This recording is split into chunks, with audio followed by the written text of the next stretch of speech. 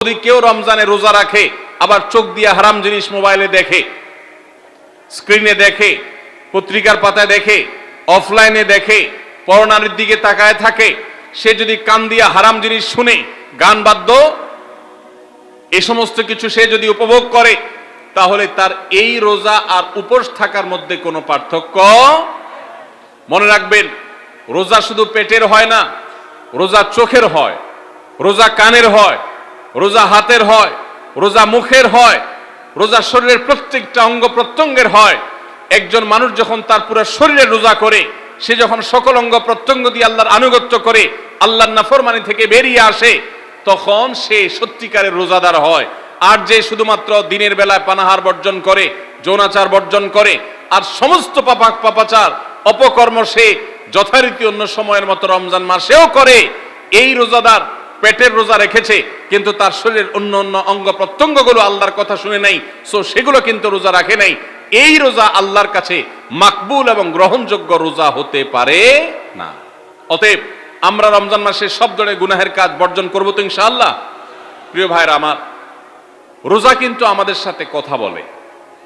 রোজার ভাষা আমরা অনেকে জানি না, কি বলে সেটা অনেকে বুঝি না, কিন্তু রোজা আমাদের সাথে কথা বলে। কি কথা? সিয়াম শব্দের অর্থ, আমরা যেটাকে রোজা বলছি সেটা কোরআনের ভাষায় বলা হয় সিয়াম, হাদিসে বলা হয়েছে সেটাকে সওম বা সিয়াম। এই সওম বা সিয়াম একই শব্দ, এর অর্থ হলো বিরত থাকা।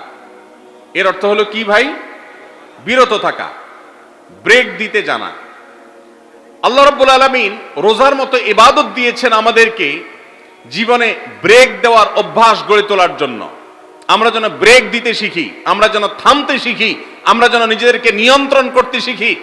ইসলামের যে বৈশিষ্ট্য, ইসলামের যে বিউটি, ইসলামের যে সৌন্দর্য, সেটা হলো ইসলাম পৃথিবীর মানুষকে আত্মনিয়ন্ত্রণ করবার কথা বলে।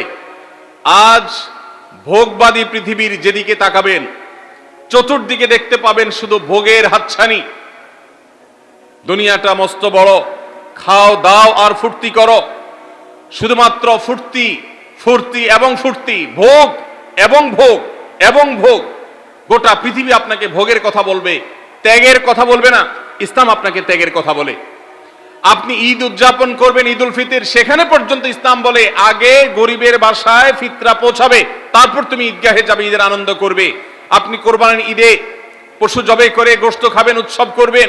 ইসলাম বলে ভালো কথা, তুমি উৎসব করবে, তোমাকে উৎসব করতেই দেওয়া হয়েছে, কিন্তু আগে গরিবের বাসায়ও গোশত পাঠাবে ঈদের, সেটা নিশ্চিত করবে, তার পাশাপাশি তুমি ঈদ উদযাপন করবে। আমরা যে রমজানের রোজা রাখি, এই রোজা আমাদেরকে বিরত থাকার কথা বলে। সেই বিরত থাকাটা কি?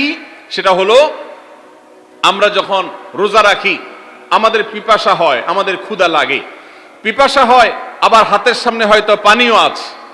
আমার ক্ষুধা লাগে, হাতের সামনে হয়তো খাবারও আছে, কেউ দেখছেও না, সিসি ক্যামেরাও নেই, বদ্ধ রুমে কক্ষের মধ্যে, কিন্তু আমি রোজাদার।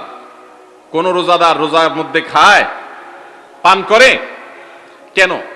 কারণ সে জানে আল্লাহ নিষেধ করেছেন। আমরা যখন ইফতার সামনে নিয়ে বসে থাকি সন্ধ্যাবেলায়, ভাইরা আমার, সারা বছর নাস্তা তো আল্লাহ তাআলা কম হোক বেশি হোক সবাইকে করার তৌফিক দেন, আমরা সবাই তো কম বেশি নাস্তা করি। সারা বছর আপনি যদি বুফে গিয়ে 100 আইটেমের নাস্তা দিয়েও আপনি খাবার গ্রহণ করেন, সকালের ব্রেকফাস্ট আপনি খান,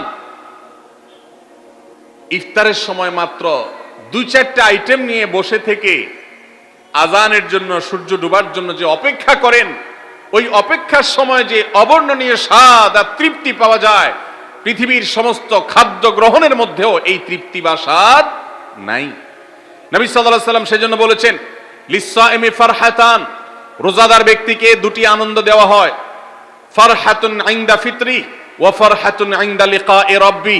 একটা আনন্দ হলো ইফতারের সময়, অবর্ণনীয়, ভাষায় প্রকাশ করবার অযোগ্য। কি ভালো লাগা কাজ করে, ইফতারের জন্য আমরা বসে আছি, খাবার সামনে আছে, রকমারি শীতল শরবত সামনে আছে, রকমারি খাবারের পসরা সাজানো আছে টেবিলে, দস্তরখানে, এদিকে পেটে ক্ষুধাও আছে, কিন্তু আমরা মিনিট গুনছি, আমরা সময় দেখছি, ঘড়ির দিকে তাকিয়ে আছি, সূর্য কখন ডুববে। সূর্য ডুবেছে, আর সাথে সাথে আমরা ইফতার করছি। এই যে আল্লাহর নির্দেশের অপেক্ষা, ইসলাম রোজার মাধ্যমে আমাদেরকে সেই শিক্ষাটা দিতে চায়। রোজা আমাদের সাথে সেই কথা বলে যে দেখো, তুমি জীবনে বিরত থাকতে শিখো, গোটা পৃথিবী তোমাকে ভোগ শিখাবে, ইসলাম তোমাকে ত্যাগ শিখাবে, ইসলাম তোমাকে কন্ট্রোল করা শিখাবে। আমাদের তরুণদের চরিত্রকে নষ্ট করবার জন্য, তাদেরকে নানাভাবে উস্কানি দেওয়ার জন্য, বিনোদনের নামে, নিউজের নামে, বিজ্ঞাপনের নামে, বিভিন্ন নামে অশ্লীল নানা দৃশ্য, খোলামেলা দৃশ্য তাদের সামনে দেখানো হয়, ভোগের আহ্বান করা হয়। ইসলাম বলে, হে মুসলিম তরুণ, তোমার চোখের এরিয়ার মধ্যে কোনো পরনারী, কোনো সুন্দরী নারী পড়ে গেছে, তুমি আঁচ করতে পেরেছ, সাথে সাথে তোমার দৃষ্টিকে তুমি নিয়ন্ত্রণ করো, অবনত করো। কুল্লিল মুমিনিনা ইয়াগুদ্দু মিন আবসারিহিম ওয়া ইয়াহফাযু ফুরুজাহুম। আল্লাহ বলেছেন, হে রাসূল বলে দিন ইমানদার পুরুষদেরকে, তারা যেন তাদের চোখগুলোকে নামিয়ে রাখে, তাদের সম্ভ্রমকে তারা সংরক্ষণ করে। মনে রাখবেন, যা খুশি তা করতে পারা এটা যোগ্যতা নয়।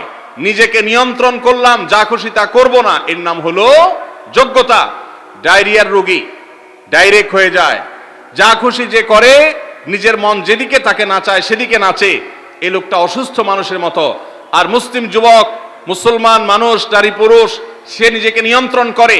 আল্লাহ এটা হারাম করেছেন, আমার মন চায়, চাইলেই আমি সেটা নিতে পারি, কিন্তু আমি নেব না। আমি একটা জিনিস ধরতে পারি, আল্লাহ হারাম করেছেন, সেজন্য আমি ধরবো না। এই শিক্ষাটা রমজান আমাদেরকে দেয়।